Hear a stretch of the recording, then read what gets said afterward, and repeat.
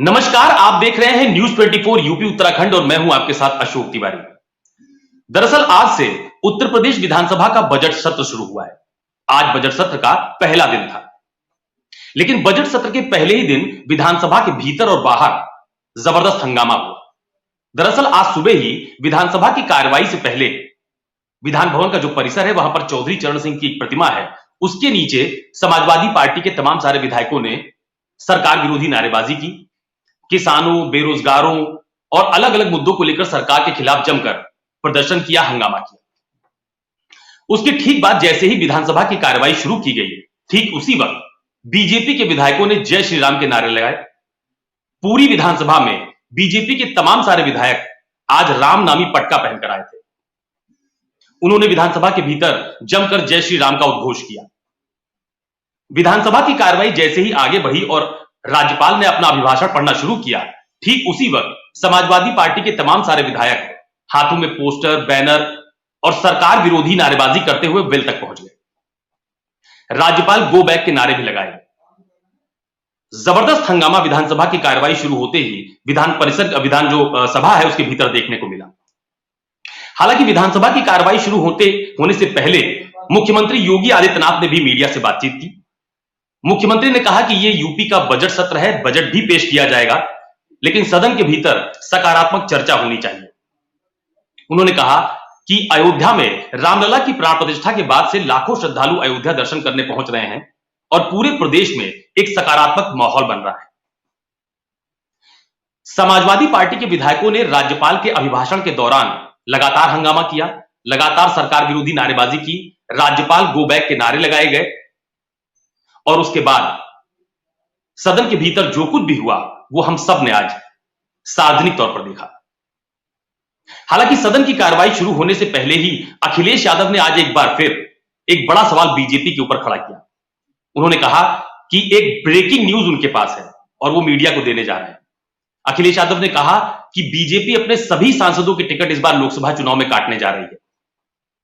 सिर्फ एक सांसद है जिनका टिकट नहीं काटा जाएगा और दोबारा अपनी बात दोहराई और यह कहा कि पीडीए ही एनडीए को हराएगा।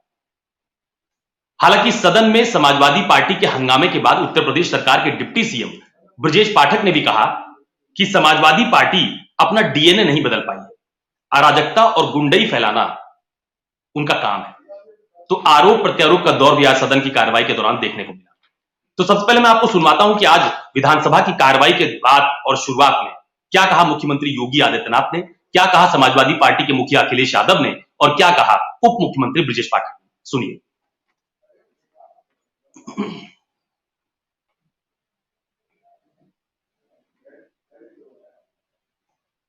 सकारात्मक माहौल प्रदेश के बारे में बना है, देश में, दुनिया में। उस सकारात्मक माहौल का लाभ विरोधी दल भी लेकर के एक सकारात्मक चर्चा का केंद्र विधानमंडल को बनाने में अपना योगदान देंगे।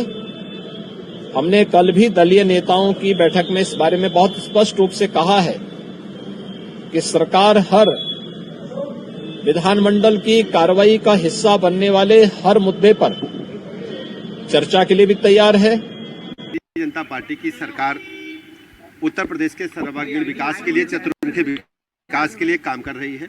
ये बजट सत्र है और बजट सत्र में सभी माननीय विधायकों को भाग लेकर के उत्तर प्रदेश के चतुर्मुखी विकास के लिए अपना योगदान करना चाहिए। लगातार देखा जा रहा है समाजवादी पार्टी अपने डीएनए को कभी भी बदल नहीं पाई। अराजकता, गुंडई, जिस ढंग से अव्यवस्था फैलाना उनका पुराना सगल रहा, उस पर वो कायम है और उत्तर प्रदेश की जनता ने इन्हें पहचान लिया है और इन्हें कभी स्वीकार नहीं करेंगी। ये लगातार और रसातल की तरफ जाएंगे। भारतीय जनता पार्टी अपने सभी सांसदों की टिकट काटने जा रही है, एक के सिवाय, और वो भी जो एक है वो भी अपनी सीट बदलने की सुना है, सीट बदलना चाहते हैं। तो ये समाजवादी पार्टी जीत के लिए आगे बढ़ रही है और हमें उम्मीद है कि पीडीए ही एनडीए को हराएगा। पीडीए उन लोगों की बात है जो 90% लोग हैं भ्रष्टाचार, महंगाई और बेरोजगारी से त्रस्त हैं। भारतीय जनता पार्टी ने, डबल इंजन की सरकार ने, और 10 साल के बजट के बाद भी महंगाई कम नहीं हुई। भ्रष्टाचार कम नहीं हुआ। तो ये आपने मुख्यमंत्री योगी आदित्यनाथ को सुना, समाजवादी पार्टी के अध्यक्ष अखिलेश यादव की बात को सुना आपने, और उप मुख्यमंत्री ब्रजेश पाठक के बयान को भी आपने सुना। तो आज यूपी विधानसभा की कार्रवाई के दौरान जो कुछ भी हुआ, यूपी विधानसभा में क्यों जय श्री राम के नारे लगाए गए, अखिलेश यादव की पार्टी के विधायकों ने क्यों इतना हंगामा काटा, और यूपी विधानसभा का बजट सत्र का पहला दिन इतना हंगामेदार क्यों रहा, ऐसे तमाम सारे मुद्दों को लेकर हम चर्चा करने वाले हैं। मेरे साथ चर्चा में बीजेपी के प्रवक्ता आलोक वर्मा जी जुड़ चुके हैं, कांग्रेस पार्टी के प्रवक्ता सुशील पासी जी हमारे साथ मौजूद हैं, समाजवादी पार्टी के प्रवक्ता अशोक यादव भी मेरे साथ इस चर्चा में जुड़ गए हैं, राष्ट्रीय लोकदल के प्रवक्ता रोहित अग्रवाल हमारे साथ इस चर्चा में मौजूद हैं, और मनीष अग्रवाल राजनीतिक विश्लेषक वो भी हमारे साथ चर्चा में मौजूद है। तो सबसे पहला सवाल तो अशोक यादव जी आपसे ले रहे हैं, ये सदन की कार्रवाई के पहले दिन इतना हंगामा क्यों किया समाजवादी पार्टी? देखिए सोगी, लगातार जिस तरह से योगी सरकार माननीय महामहिम राज्यपाल के माध्यम से जो झूठ का पुलिंदा पढ़वा रही थी, तो ये जो झूठ का पुलिंदा सुनने के लिए तो समाजवादी पार्टी के लोग वहां पे गए नहीं थे। वहां पे सार्थक चर्चा होनी चाहिए और महामहिम राज्यपाल को भी कम से कम स्वविवेक से जो सरकार का जो चीजें जो उनको लीक कर दी गई थी, जो झूठ का पुलिंदा था, उससे इतर हटके जो हकीकत थी उसको बयां करना चाहिए था। तो समाजवादी पार्टी इतना शोर शराबा उसके माध्यम से नहीं होता। चूंकि देखिए, विधानसभा का भवन ही एक ऐसा जगह है जहां पे हम लोग या विपक्ष के लोग अपनी आवाज को बुलंद कर सकते हैं। सरकार के खिलाफ जो भी बातें होती है, सरकार का आईना जो चूंकि विपक्ष होता है, तो आईना सरकार को दिखाने काम विपक्ष करेगा, और विधानसभा का हाउस एक तरह से उसके लिए सबसे उचित प्लेटफॉर्म होता है, क्योंकि वहां पे वो चुनकर भेजे जाते हैं। तो जिस तरह से योगी सरकार लगातार, आप देखोगे कि लगभग 7 साल से ऊपर हो गया, लेकिन इस प्रदेश में न तो जनता को महंगाई से राहत मिल रही है, न तो बेरोजगारी से राहत मिल रही है, न तो भ्रष्टाचार से ही राहत मिल रहा है। अभी आपने देखा होगा बलिया में किस तरह से मुख्यमंत्री सामूहिक विवाह योजना में जिस तरह से खुलेआम भ्रष्टाचार हुआ, अभी आजमगढ़ में भी कुछ इसी तरह का सामूहिक विवाह योजना में भ्रष्टाचार हुआ। अभी बदायूं में भी आपने देखा होगा किस तरह से धर्मेंद्र कश्यप जो आंवला के सांसद, उनके सामने जो शारदा देवी नाम की जो पीएम आवास की जो लाभार्थी महिला थी, उसने सरेआम बोला कि 30,000 रुपए हमसे रिश्वत ली गई आवास के बदले। तो कहीं न कहीं ये सारी चीजें इस तरफ दिखा रही कि पूरी सरकार, योगी सरकार, भ्रष्टाचार करने वाले अधिकारियों को संरक्षण दे रही है और भ्रष्टाचार को फलीभूत करने का काम कर रही है। महंगाई की बात कर लिया जाए तो लगातार आप देखें कि महंगाई चरम पे है। आप किसानों के लिए कोई राहत की बात सरकार नहीं कर रही है, उनकी ऋण माफी की कोई बात नहीं हो रही है।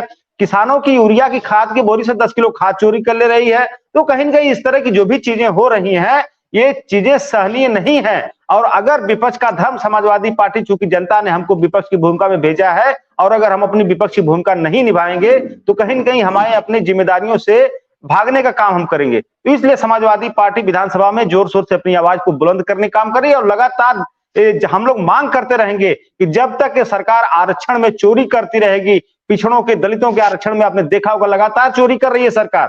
अब ये बताइए कि इतना बड़ा काम कर रही है, कहती है सरकार कि हम पिछड़ों के बहुत बड़े हितैषी हैं, दलितों के बहुत बड़े हितैषी हैं, और उनके पीछे से उनके आरक्षण में चोरी भी कर रही है सरकार। अभी 69,000 सहायक शिक्षक भर्ती का मामला भी नहीं क्लियर हो पाया।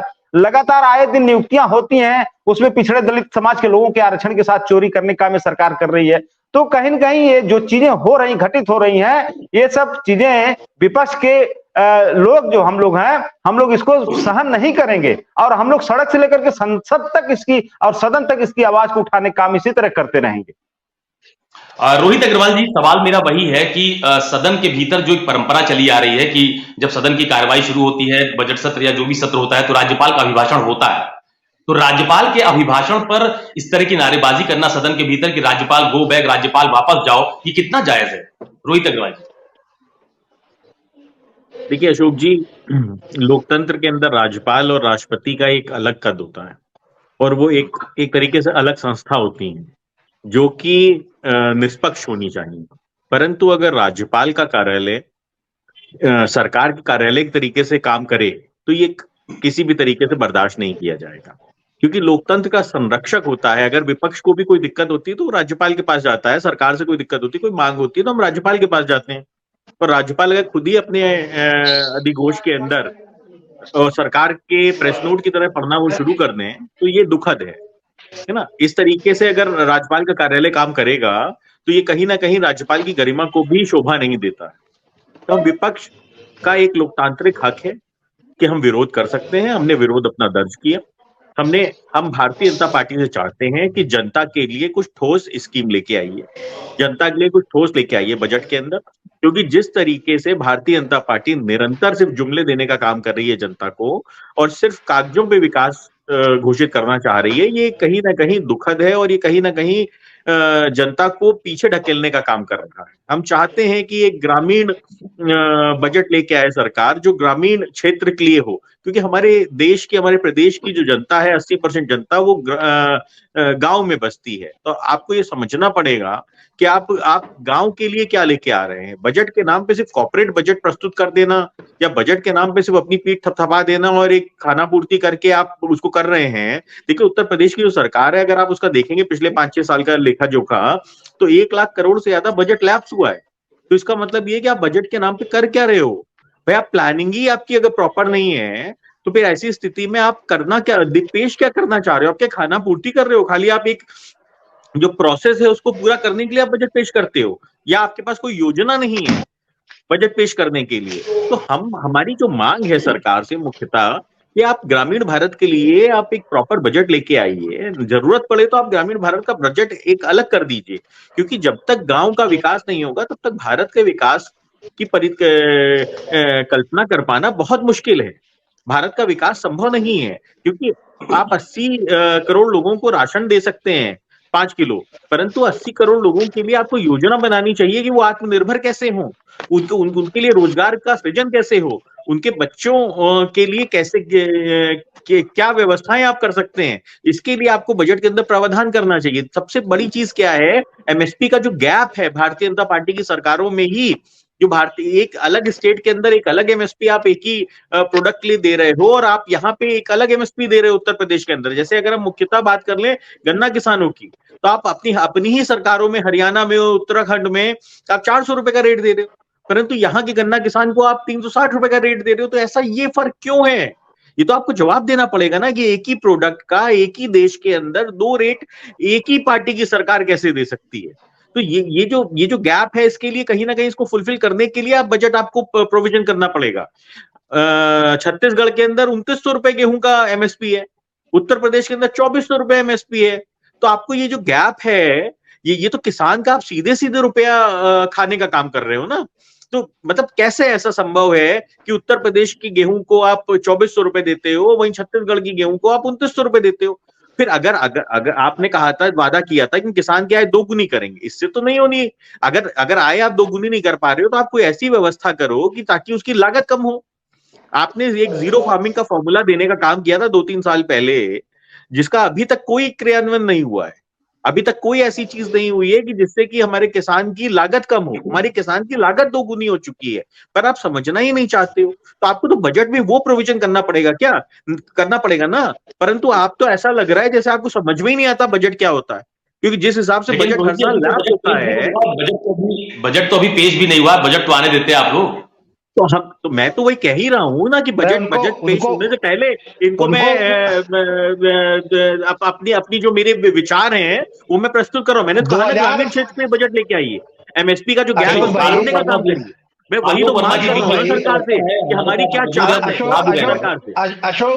अशोक भाई, 2014 से लगातार इसी तरीके की वीणा बजाते रहे हमारे विपक्ष के साथी, लेकिन बड़ी मजे की बात है कि इनकी बातें हकीकत के कहीं करीब नहीं होती, और अगर हकीकत के करीब होती तो कोई ना कोई तो इनकी बात सुनता ना। 2014 के बाद देश इनकी बात सुनना बंद कर चुका है, क्योंकि देश में क्या परिवर्तन आया, युवाओं में क्या परिवर्तन आया, महिलाओं की दशा क्या हुई, डेटा बताने की जरूरत नहीं। आज से कल तक सब डेटा सब आपके सामने भरा पड़ा होगा, मुझे बताने की जरूरत नहीं है। आज हकीकत में उत्तर प्रदेश की और देश के हालात बदले हैं। पहले क्या होता था, पहले सरकारें बदल जाया करती थी। आपको याद होगा एक समय ऐसा था जब कहा जाता था कि बिपाशा ने सरकारें बदली, बिजली पानी सड़क सरकारें बदल देती थी। आज इतना काम अपने उत्तर प्रदेश में हुआ, अपने उत्तर प्रदेश जिसमें इसे कभी कहा जाता था कि बीमारू राज्य है, इसके बारे में बात मत कीजिए, यहाँ तो सरकारें आएंगी जाएंगी। कभी समाजवादी पार्टी कहती थी कि समाजवादी पार्टी बसपा की आएगी, बसपा जाती थी तो सपा की आएगी, कांग्रेस तो चलिए बहुत बहुत दिनों से गायब हो गई। तो ये वो उत्तर प्रदेश था। लेकिन योगी आदित्यनाथ 19 मार्च 2017 को जब पहली बार उत्तर प्रदेश के मुख्यमंत्री बने तो उन्हें मालूम था कि इस दिशा में किस तरीके का काम करना है, किस तरीके से बिजली पे काम करना है, किस तरीके से सड़क पे काम करना है, किस तरीके से पानी पे काम करना है। जल जीवन मिशन आज 75-76% काम उत्तर प्रदेश पे हुआ है। हर घर में नल पहुंचाने का सपना क्या कोई देख सकता था? उत्तर प्रदेश में इंसेफ्लाइटिस, आप तो पूर्वांचल को अच्छी तरीके से जानते हैं, किस तरीके से दिमागी बुखार का वो पूरा इलाका था। मैं तो कभी जर्नलिस्ट था उस इलाके में और सोचता था कि क्या कोई सरकार ऐसी नहीं है जो हर घर को शुद्ध पानी मुहैया करा सके, शुद्ध पानी घरों में पहुंचा सके। आज हमारी सरकार ने ये काम किया है, उत्तर प्रदेश की सरकार ने ये काम किया है। नंबर 1 में है, नंबर 1 हमारा मुकाम है आज उत्तर प्रदेश पूरे देश भर में। तो ये काम हमने किया है और शायद इसीलिए योगी आदित्यनाथ जी 35-36 साल बाद दोबारा उत्तर प्रदेश के मुख्यमंत्री बने हैं। तो काम इनको नहीं दिखेगा, जनता को दिख रहा है। आज ये हंगामा जो मचा रहे हैं ना साहब, इनको तो मौका मिला है। सदन में जाइए, सदन में अपनी बात रखना चाहिए। उससे पहले बाहर तमाशा किस चीज का आप कर रहे थे? तख्तियां लेकर के आप सड़क पे क्यों उतर रहे थे? अरे साहब, जब सदन शुरू हो गया, सदन जब चल रहा है तो वहां अपनी बात रखिए ना।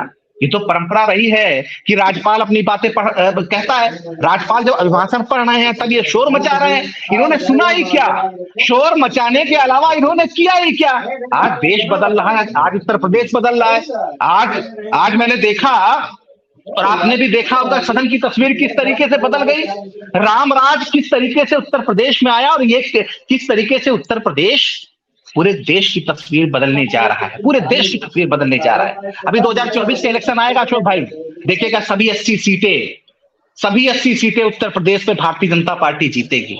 इसलिए जीतेगी क्योंकि आज उत्तर प्रदेश का बच्चा जानता है कि हमें राम काज करना है। 2047 तक हिंदुस्तान को विकसित राष्ट्रों के पायदान पर लेकर के जाके खड़ा करना है हमको। मुझे लगता है कि जो परिवर्तन है वो देश का बच्चा देख रहा है कि हमारे विपक्ष के साथी नहीं देख रहे हैं, जिससे किसी को फर्क नहीं पड़ता। लेकिन आलोक जी, मुझे ये बताइए कि आज ये बीजेपी के सभी विधायक रामनामी पटका लेकर क्यों गए थे विधान भवन में, विधानसभा के भीतर? अरे अशोक भाई, 500 साल से हिंदुस्तान ने जो सपना देखा था कि भव्य राम मंदिर बने, देश में राम राज आए, उसकी शुरुआत हो चुकी है। और ये युद्ध घोष था, अपने आप में युद्ध घोष था। सदन में रामराज की वो गूंज थी, वो पहचान थी कि आज हम ये बताने की कोशिश कर रहे हैं और सब जान रहा है। उत्तर प्रदेश का एक आदमी, हिंदुस्तान का एक आदमी जान रहा है कि किस तरीके से हिंदुस्तान बदला है। हिंदुस्तान के बदलने की शुरुआत हो चुकी है। हम जब 2014 में आए थे तो हमने कहा था सबका साथ सबका विकास। 2019 में जब आए तो सबका साथ सबका विकास सबका विश्वास, और आज हमको विश्वास मिला है। आज सबके प्रयास से, अभी जो लोग बांटने की कोशिश कर रहे हैं ना, कोई पीडीए कह रहा, पीडीए हराएगा एनडीए को, पिछड़ा दलित अल्पसंख्यक, फिर वही जात जमात में बांटने की कोशिश। अब देश का कोई भी व्यक्ति जातियों में बंटने को तैयार नहीं है। सबका साथ सबका विकास सबका विश्वास और सबका प्रयास। 2047 तक अगर हमने एक अलग जगाई है, हम एक कोशिश करने जा रहे हैं, हम एक प्रयास करने जा रहे हैं, हिंदुस्तान को एक नए मुकाम पर ले जाने जा रहे हैं, तो निश्चित रूप से इसमें देश का एक एक बच्चा जब आगे बढ़ेगा तब देश की तस्वीर बदलेगी। ये जो सारे सियासी दल हैं, चाहे राहुल गांधी जी को ले लीजिए, चाहे अखिलेश यादव जी को ले लीजिए, जो दूसरे दल हैं वो क्या कर रहे हैं? वही राजनीति जो पहले चलती थी हिंदुस्तान में, बांटिए, अंग्रेजों वाली सियासत, बांटिए और राज कीजिए। मुझे लगता है अशोक भाई वो वक्त बदल गया है, वो समय चला गया है।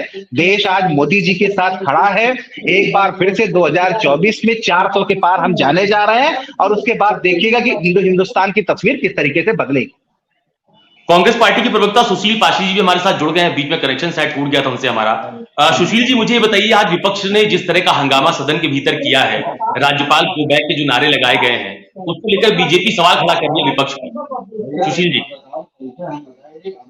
देखिए, उत्तर प्रदेश में इस समय जो जंगल राज है और जिस तरीके से उत्तर प्रदेश में भारतीय जनता पार्टी ने शासन किया है, जनता में उसमें घोर निराशा है। अभी हमारे ये भाजपा के प्रवक्ता बता रहे थे कि राम राज्य आया है। गजब का राम राज्य है। आपकी एनसीआरबी की रिपोर्ट में सबसे ज्यादा उत्पीड़न, सबसे ज्यादा हत्या, बलात्कार आपके अनुसूचित जाति के लोगों पर, पिछड़ी जाति के लोगों पर, और ऐसा राम राज्य लेकर के आए हैं कि आम आदमी जो है उसकी जो प्रति व्यक्ति आय है वो पूरे विश्व में 142वें स्थान पर पहुंच गए। और ये हमारी जो कृषि विकास दर है वो 1.2% यानी 2% भी नहीं है। गजब का राम राज्य है जिसमें ये मनरेगा की मजदूरी नहीं बढ़ा पा रहे हैं। अभी इन्होंने बजट पेश किया है, देश में शिक्षा पे बजट नहीं खर्च कर सकते हैं। ये इस देश में एक ऐसा गुजरात मॉडल लेकर आए हैं कि जिसमें ये जब ये कहते हैं ना सबका साथ सबका विकास, ये नारा तो बहुत अच्छा लगता है। सच्चाई ये है कि इस देश के खजाने का पैसा भारतीय जनता पार्टी अपने लोगों से लुटवा रही है। पहले इस देश में भ्रष्टाचार की बातें होती थी, अब इस देश में लूट की बातें होती हैं, लूट की जा रही है। आयुष्मान भारत में आपने देखा, इसमें इन्होंने अस्पताल की बात नहीं की, डॉक्टर की बात नहीं किया, दवाइयों की बात नहीं किया, अल्ट्रासाउंड मशीनें इनके सीएससी में नहीं पहुंचा पाए। हाँ, लेकिन एक झुंझुना आयुष्मान कार्ड दे दिया ताकि गरीब लोगों को 5 लाख का झुंझुना दे करके प्राइवेट अस्पतालों में जाकर के 5-5 हजार का इलाज करा करके 5 लाख रुपया निकाल लिया गया। ये कैसा मॉडल लेकर के चले आए भाई, केवल पूंजीपतियों का लाभ। और अगर इनके विकास में इतना ही दम है तो 85 करोड़ लोगों को आपने क्यों 5 किलो राशन पर रख रहे हैं? चुनाव से पहले आप जो है गेहूं चावल देंगे और उसके बाद जब चुनाव खत्म हो गया तो आप वो भी देने के लिए बंद कर दिए। पहले आप तेल दे रहे थे। इस देश में एक घोर संकट आ गया है। आज पूरे विश्व में खाद्य आयात अगर सबसे ज्यादा कहीं है तो भारत में है। हम निर्यात नहीं कर रहे, आयात कर रहे हैं। देश को कर्जदार बना दिया। 55 लाख करोड़ कर्जा आज 174 से लेकर 205 लाख करोड़ हो गया। ये पूंजीपतियों को कर्जा देकर उनका कर्जा माफ कर रहे हैं, किसानों का कर्जा माफ नहीं कर सकते। इस देश में गरीब किसान मजदूरों के लिए योजनाएं बनाने की बजाय ये पूंजीपतियों का विकास कर रहे हैं। और कुछ पूंजीपतियों का, सबका कर भी नहीं रहे। एक गुजरात का मॉडल लेकर आए। ये सुभाष चंद्रा कौन है इनका, जो पंजाब नेशनल बैंक से हजारों करोड़ दे दिया और उसका राइटअप करा दिया। 25 लाख करोड़ रुपया पूंजीपतियों का इन्होंने राइटअप करा दिया। ये प्रवचन देना बहुत आसान काम है। और इसीलिए जब ये 22 तारीख को भगवान श्री राम की प्रतिष्ठा में पूरे देश के कोने कोने से बुलाया गया, लेकिन राष्ट्रपति को नहीं बुला पाए, क्योंकि राष्ट्रपति जो है वो अनुसूचित जाति की राष्ट्रपति थी। कैटरीना कैफ आ सकती है, क्योंकि हमारे शंकराचार्य ने कहा था ये प्राण प्रतिष्ठा नहीं है, ये भारतीय जनता पार्टी अपने प्राण प्रतिष्ठा कराना चाहती है। आधा अधूरा मंदिर का निर्माण करके लोकसभा के चुनाव से पहले वोट लेने के लिए इन्होंने इवेंट कराने का काम किया है। इसलिए इनको नीतीश कुमार की जरूरत पड़ गई। इसलिए इनको जैसे इंडिया गठबंधन बनता है तो इंडिया गठबंधन पे इनका ज्यादा ध्यान है, अपने एनडीए गठबंधन पर ध्यान नहीं है। एनडीए गठबंधन से ज्यादा इनका ध्यान इंडिया गठबंधन पर है। हाँ, चुनाव का मैनेजमेंट करना अगर कोई सीखे तो भारतीय जनता पार्टी से सीखे। इन्होंने योजनाएं व्यक्तिगत तौर पर छुच्छा सिलेंडर, गैस सिलेंडर देकर के 400 वाली गैस ये 1200 रुपए में बिचवा लिए और उसके पूरे विश्व में ये डंका पीट रहे। ये उज्ज्वला गैस योजना लेकर आए हैं, फसल बीमा कंपनी की योजना बता रहे हैं। मनीष अग्रवाल जी के पास जा रहा हूं। मनीष जी राजनीतिक विश्लेषक है, उत्तर प्रदेश की राजनीति को बहुत बारीकी से समझते हैं। मनीष जी, मेरा सवाल आपसे यह है कि आज विधानसभा की कार्रवाई के दौरान जो बीजेपी विधायक रामनामी पटका लेकर पहनकर पहुंचे, जय श्री राम के नारे लगे, इससे क्या मैसेज देना चाहती है बीजेपी? मनीष जी, मनीष जी आप पहले म्यूट पर हैं, आप म्यूट पर हैं मनीष जी। जी देखिए, मैं आपको बताना चाहूंगा कि बीजेपी जो अपनी मैसेज देना चाहती है वो लाउड एंड क्लियर दे रही है।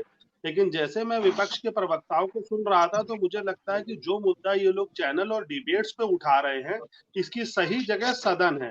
अगर ये इस हंगामे को छोड़ के मुद्दों को वहां पे उठाएंगे, इन सवालों को वहां पे रखेंगे और जो सरकार है उससे इस पे जवाब मांगेंगे, और जब इन्हें वो जवाब रिटन रिप्लाई के रूप में मिलेंगे और ये उन फैक्ट्स को लेके शायद पब्लिक के पास जाए या मीडिया के पास जाए, तो वो एक ज्यादा रिस्पॉन्सिबल व्यवहार होगा। जैसे अभी आप देख लीजिए कि खाद्यान्न योजना के बारे में बताया जा रहा था, तो जहां तक मेरी नॉलेज में है और आप लोग ने भी सुना होगा कि इस समय भारत में पिछले साल 2-3 साल से हमें ये सुनाई नहीं पड़ता कि कहीं अनाज खराब हो गया है। कहीं गोदामों के बाहर पड़ा सड़ रहा है। तो ये एक तरीके का मैनेजमेंट है कि जो चीजें मैनेज नहीं हो पाती थी वो लोगों तक पहुंच रही हैं। आप लोग जो भी दामों के इशू उठा रहे हैं, क्राइम के इशू उठा रहे हैं, ये वेरीफाइड पटल पे उठाना चाहिए और पटल पे सरकार से इसका जवाब मांगना चाहिए कि हम ये कह रहे हैं। अगर आपके डेटा और फैक्ट्स करेक्ट है तो सरकार जब इसका जवाब देगी तो मजबूर हो जाएगी ये बताने के लिए कि क्या सच है क्या झूठ है।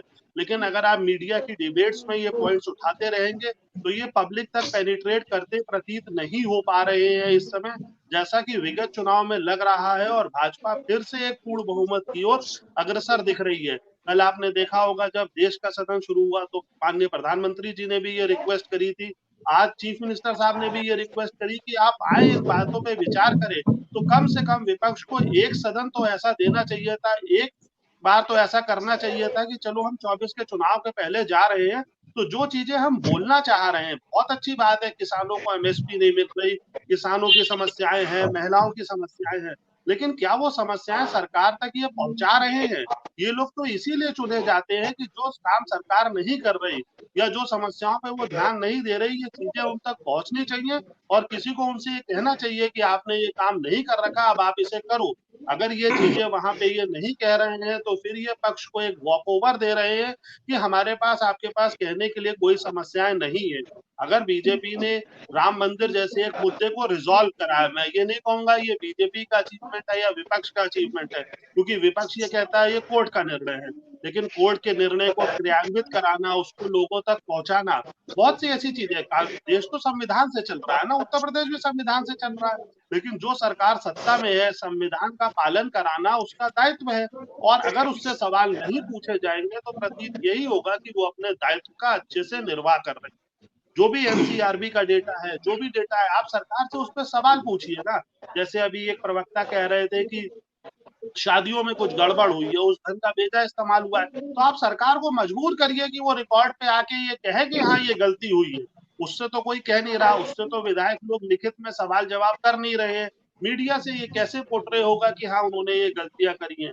उनको गलतियों को पकड़ने का, हाईलाइट करने का सदन जो एक जगह है वहां पे इसका इस्तेमाल नहीं होता। और इससे पब्लिक की नजर में मुझे लगता है यही इमेज आती है कि जब कोई मुद्दा डिस्कस करने कोई नहीं है तो उसको हंगामा करके सदन का समय और पब्लिक का पैसा खराब करा जा रहा है।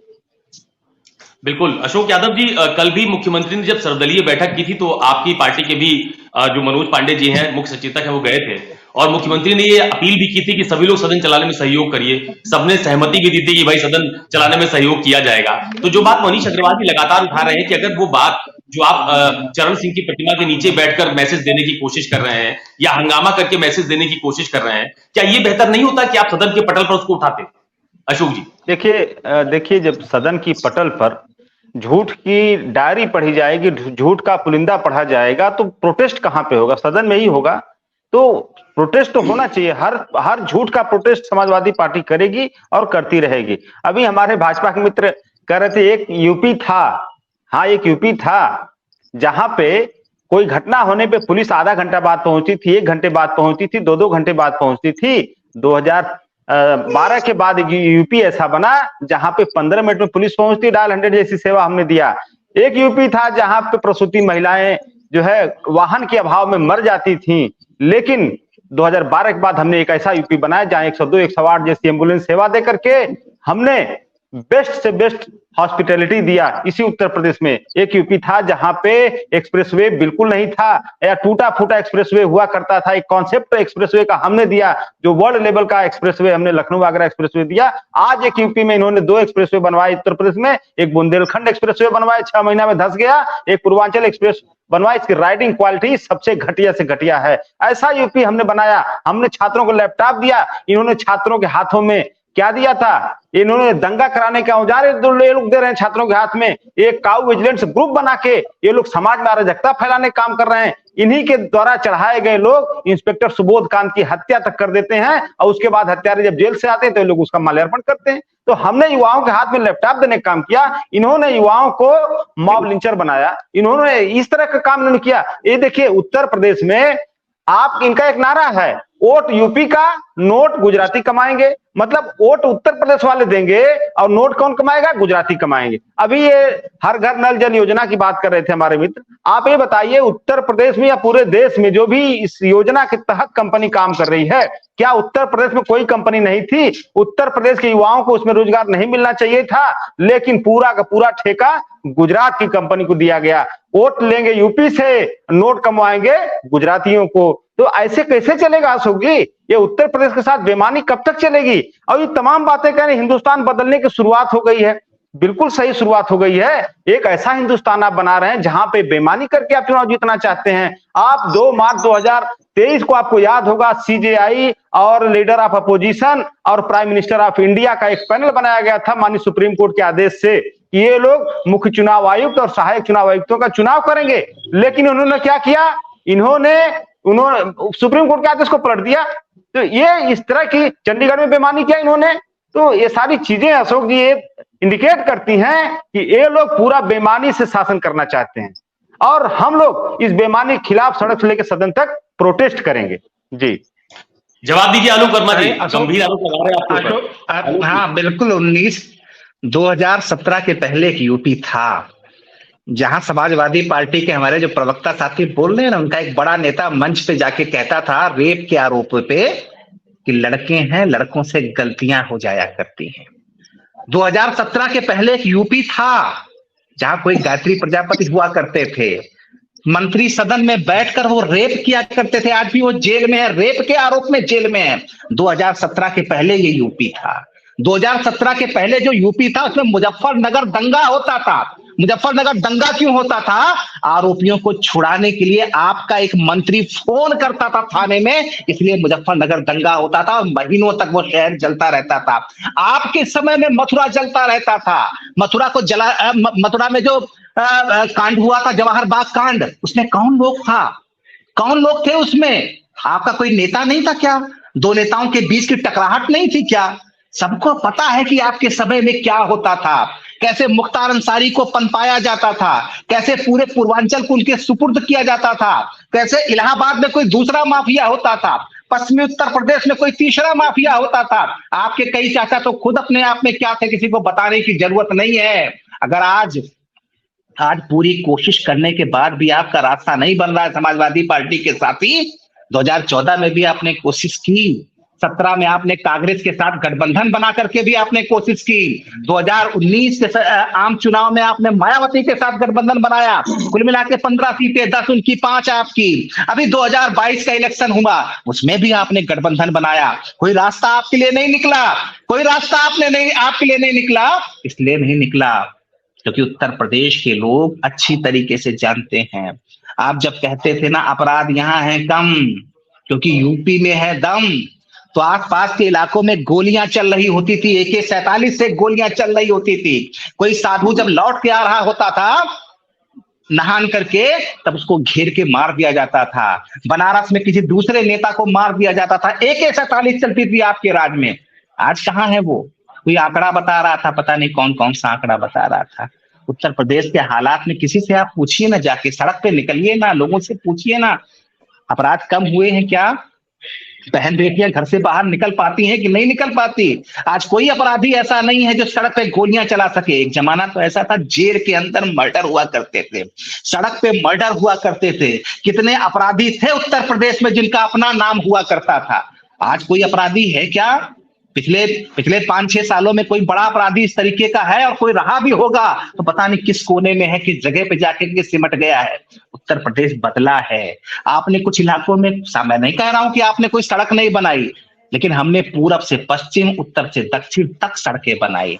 जिस बुंदेलखंड को आप लूटते थे, गायत्री प्रजापति आपका लूटता था, समाजवादी पार्टी के नेता नहीं थे क्या उसके पीछे? निश्चित रूप से थे। बच्चा बच्चा इस बात को जानता है। लेकिन हमने ये परिवर्तन किया कि आज बुंदेलखंड का आदमी लखनऊ भी आ सकता है, दिल्ली भी जा सकता है। दिल्ली से और बुंदेलखंड से कोई कारोबारी बुंदेलखंड इलाके में भी जाता है। प्रगति की किरणें आज हर दिशा में फैल रही हैं, चाहे वो सड़क का काम हो, चाहे पानी का काम हो, चाहे बिजली का काम हो। ये परिवर्तन उत्तर प्रदेश में आया है, और ये जो परिवर्तन उत्तर प्रदेश में आया है वो साफ साफ दिख रहा है, साफ साफ दृष्टिगोचर है। क्यों आपके अंदर घबराहट है साहब? आप तो एक गठबंधन बना रहे थे ना, पीडीए तो अब आजकल लटने लगे हैं। अभी कुछ समय पहले तो आप कह रहे थे INDIA इंडिया। कहाँ है आपका INDIA इंडिया? क्यों आपके जो जिन्होंने शुरुआत की थी, बिहार के जो नेता थे, आज कहाँ खड़े हैं? आज हमारे साथ खड़े हैं। क्यों? क्योंकि उन्होंने भांप लिया है आपकी दशा क्या हो रही है। पूरे हिंदुस्तान में आपको सीट नहीं मिलने वाली, इंडिया कहीं दिखने वाला नहीं। यूपी की तो बात ही छोड़ दीजिए, 80 की 80 सीटें भारतीय जनता पार्टी के पाले में आ रही है, क्योंकि उत्तर प्रदेश पूरी तरीके से बदल चुका है। जो आप बंटवारे की सियासत करते थे, राजनीति करते थे, कभी आप जातियों में बांटते थे, कभी कभी धर्म में आप बांटते थे, ये हिंदू है, ये मुसलमान है, ये सिख है, ये ईसाई है, सब खत्म हो गया। आज हिंदुस्तान में केवल 4 जातियां हैं, गरीब, युवा, महिला और किसान। इनकी दुर्दशा, जिनकी भी दुर्दशा बची है, जिनके भी हालात ठीक नहीं है, उनको बदलने का बीड़ा हमने उठाया है।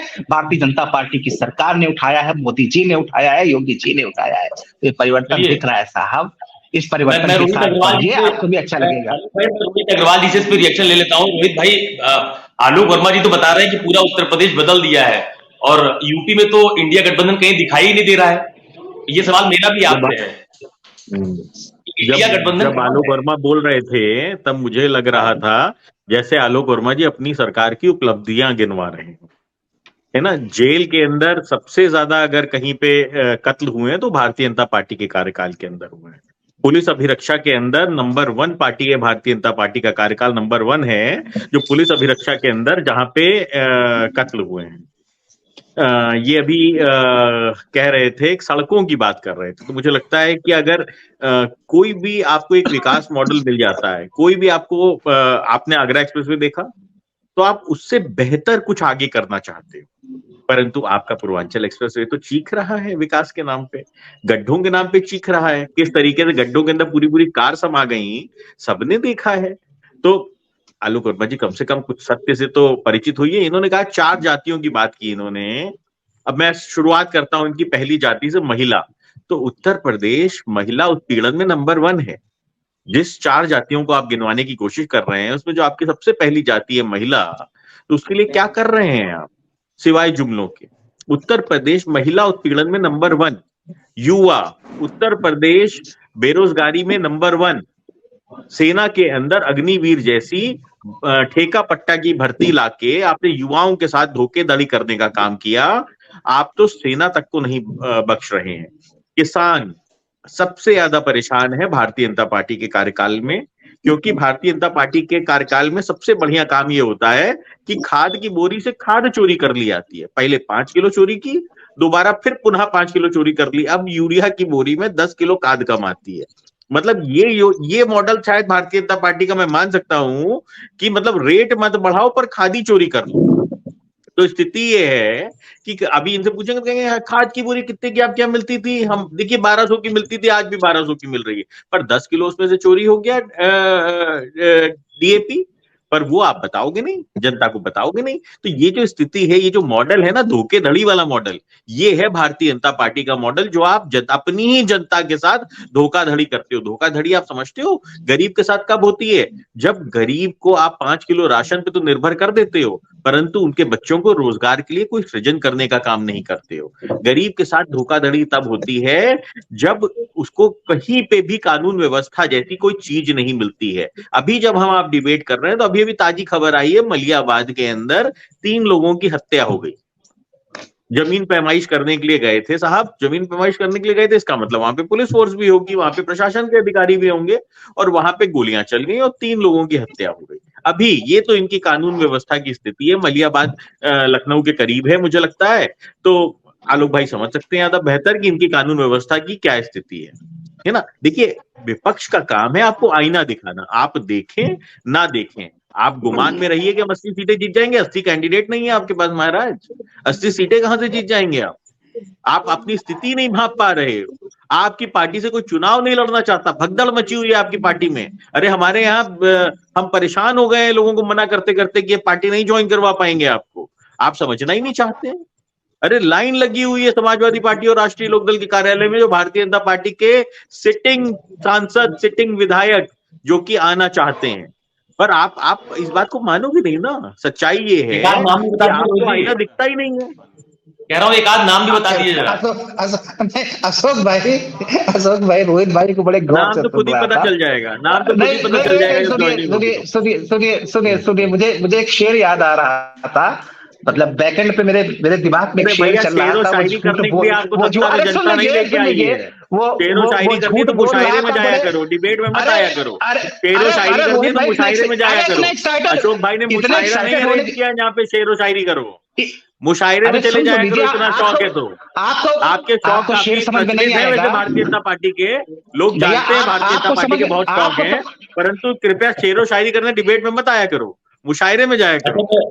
मैं सुशील पासी जी के पास जा रहा हूँ। रोहित भाई के दौरान बहुत सारी एक महत्वपूर्ण बात उठी थी और ये कहा गया था कि इंडिया गठबंधन कहाँ है उत्तर प्रदेश में।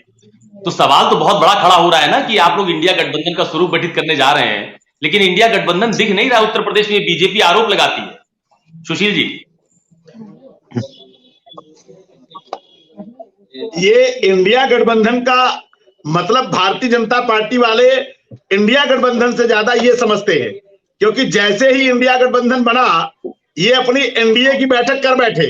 इंडिया गठबंधन का मतलब ये है कि इस देश में जो संविधान को बचाना चाहते हैं, जो भारत को बचाना चाहते हैं, जो भारत के किसान नौजवान और इनको बचाना चाहते हैं, देश की व्यवस्था को सही करना चाहते हैं, जो समाजवादी विचारधारा के लोग और जो संविधानवादी विचारधारा के लोग हैं और जो अंबेडकरवादी विचारधारा के लोग हैं, वो सब आज इंडिया गठबंधन के साथ खड़े हैं।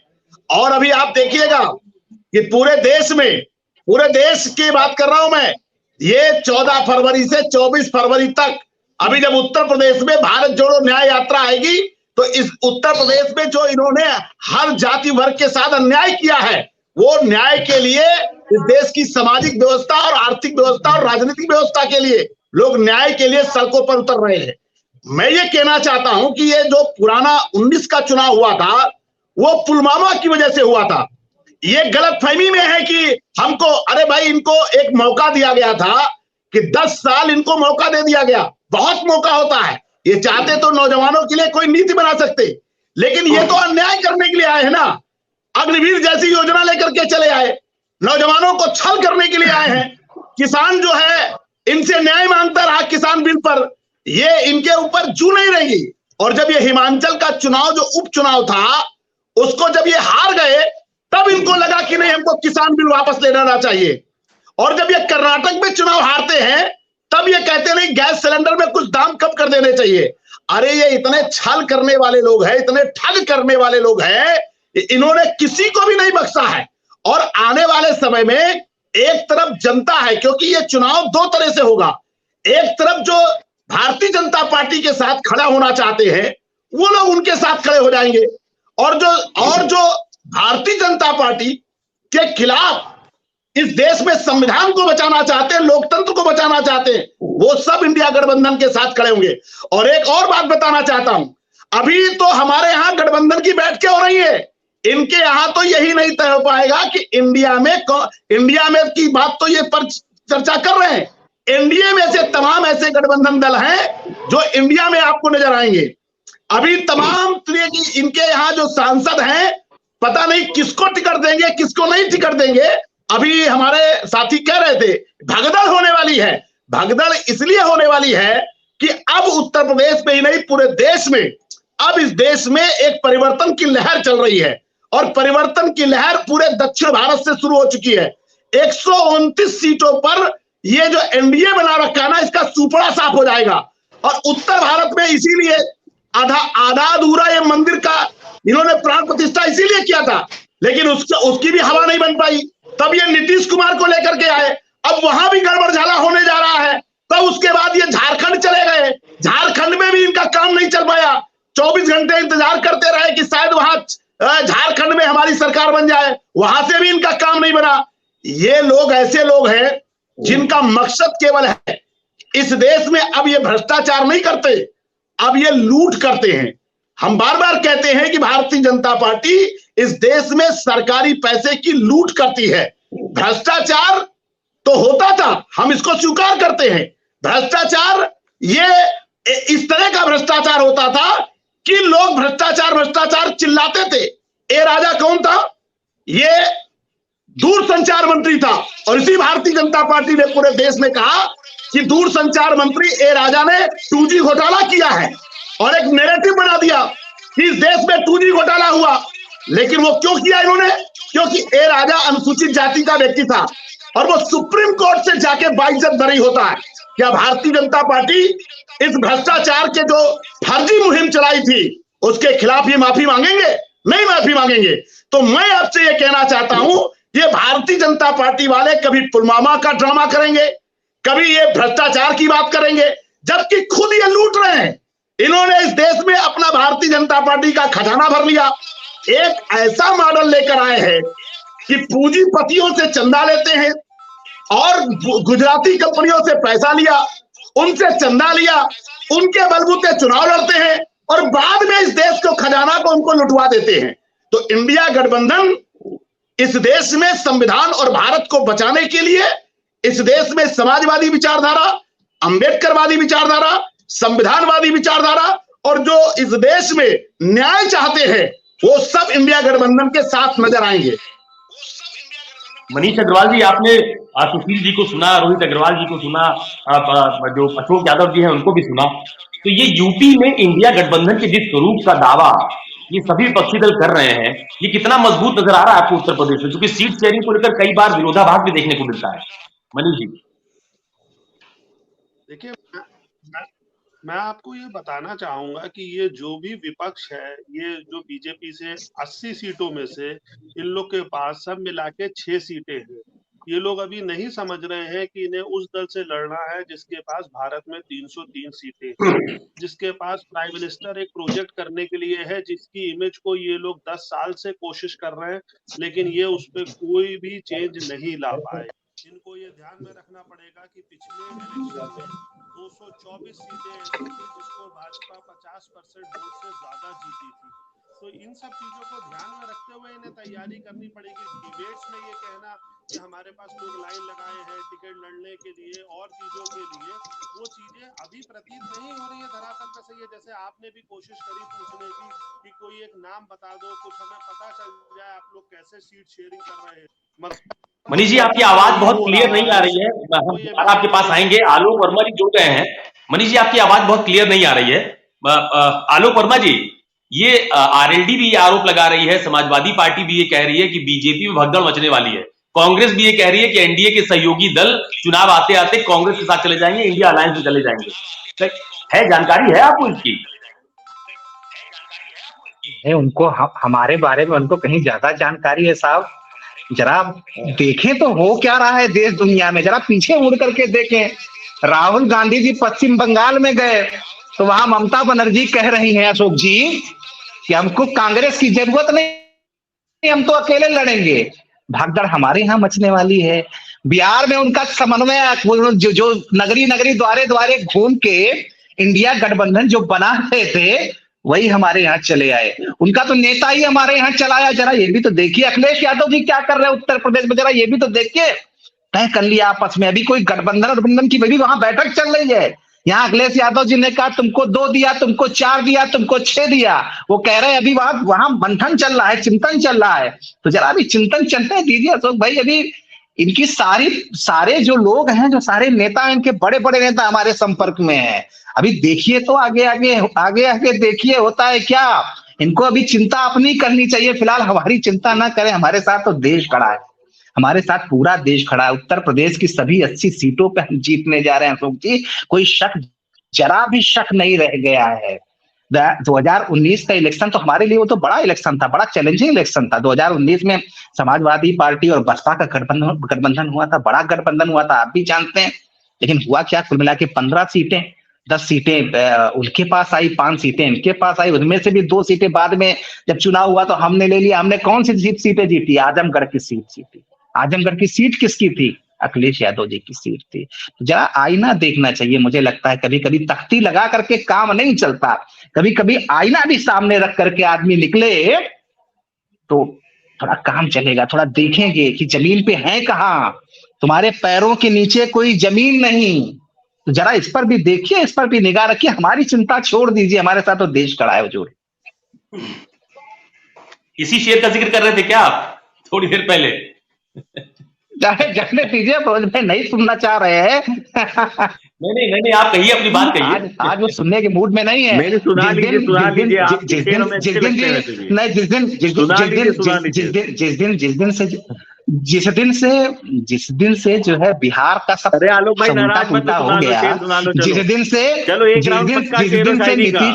अरे रुकिए रोहित भाई, जिस दिन से नीतीश कुमार बाहर चले गए, एनडीए में चले आए, ये बेचारे बिल्कुल भागदड़ की अवस्था में आ गए, सोच ही नहीं पा रहे क्या करें। फिर इनको शेर समझ में आ रहा है, ना शायरी समझ में आ रही है, ना कविता समझ में आ रही है, इनको सिर्फ हंगामा समझ में आ रहा है। तो मुझे लगता है जाने दीजिए, छोड़ दीजिए रोहित भाई, चलिए कोई बात नहीं, अपनी बात रखिए आप। अरे सुना दीजिए भाई, नाराज मत होइए, सुना दीजिए, माहौल थोड़ा लाइट हो जाएगा। सुना दीजिए। नाराजगी साहब, अरे रोहित भाई, आप जो कर रहे हैं वो करते रहिए, ठीक है। देश इसमें मजा ले रहा है।